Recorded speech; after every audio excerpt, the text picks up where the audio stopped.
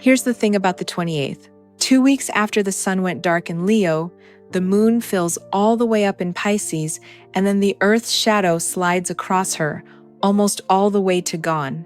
A full moon that dims right in front of you. And if you've already been feeling it, this low oceanic ache, like something's rising in you that you can't quite name, let me just say it plainly. You're not imagining it, nothing's wrong with you. That's the tide coming in. A full moon is always a culmination. It's the point in the cycle where whatever's been building underneath finally comes up to where you can see it. And an eclipse turns the volume all the way up. So if the last couple of weeks have felt like a lot, like feelings you were sure you'd handled are back at the door, stay with me. Let me tell you what this one's actually asking of you, because it's gentler than it feels. Let's start with what's literally in the sky, because the sky is the teaching. The moon is your inner world, your feeling, your memory, the tides that move under everything you do. Right now, she's full in Pisces, the last sign of the zodiac. And Pisces is the ocean. It's the place where the boundaries go soft, where you stop being a separate little self and start feeling like part of something much bigger. Dreams live here. So does the part of you that cries at a piece of music and couldn't tell you why. Directly across the sky, the sun sits in Virgo. And Virgo is the opposite medicine. Virgo is the vessel, the cup that holds the water. Discernment, the body, the small daily things that keep you grounded and here. So this eclipse is stretched between two truths at once. The ocean that wants you to dissolve and the cup that asks you to stay whole enough to hold it. And here's the part most people miss. This isn't just any eclipse. It's the last one in a story that's been running for 2 years. A whole series across Virgo and Pisces that started back in 2024. So this isn't a beginning, it's a closing. A goodbye to something you've been slowly working through this entire time, whether you've had the words for it or not. You're not starting a new chapter here. You're finishing one. And that's a different kind of work. So what actually happens to a person under a Pisces eclipse?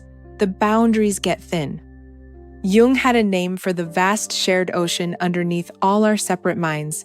He called it the collective unconscious.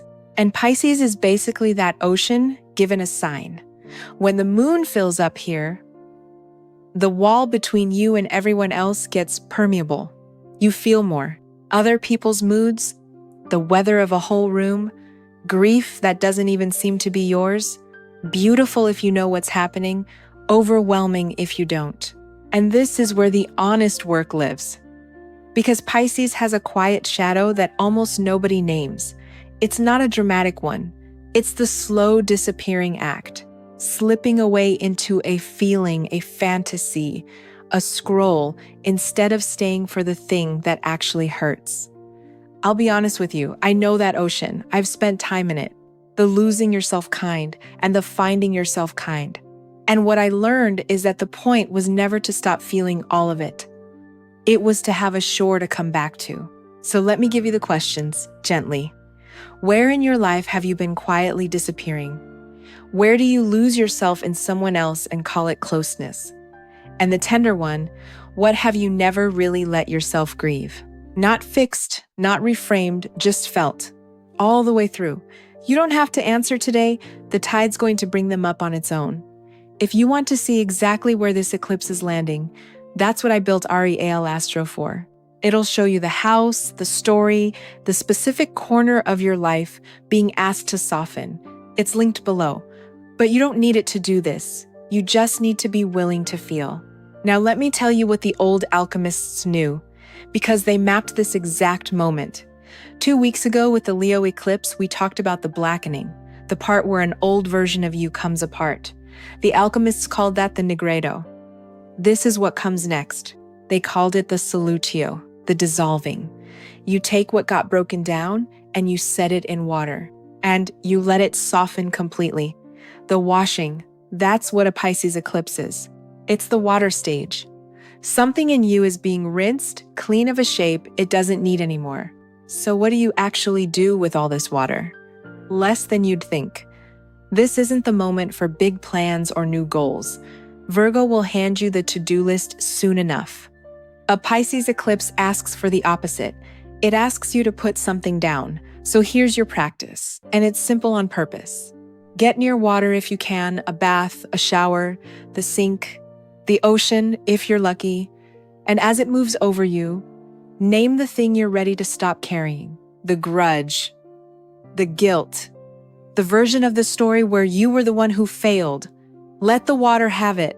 And forgiveness, this is the eclipse for it.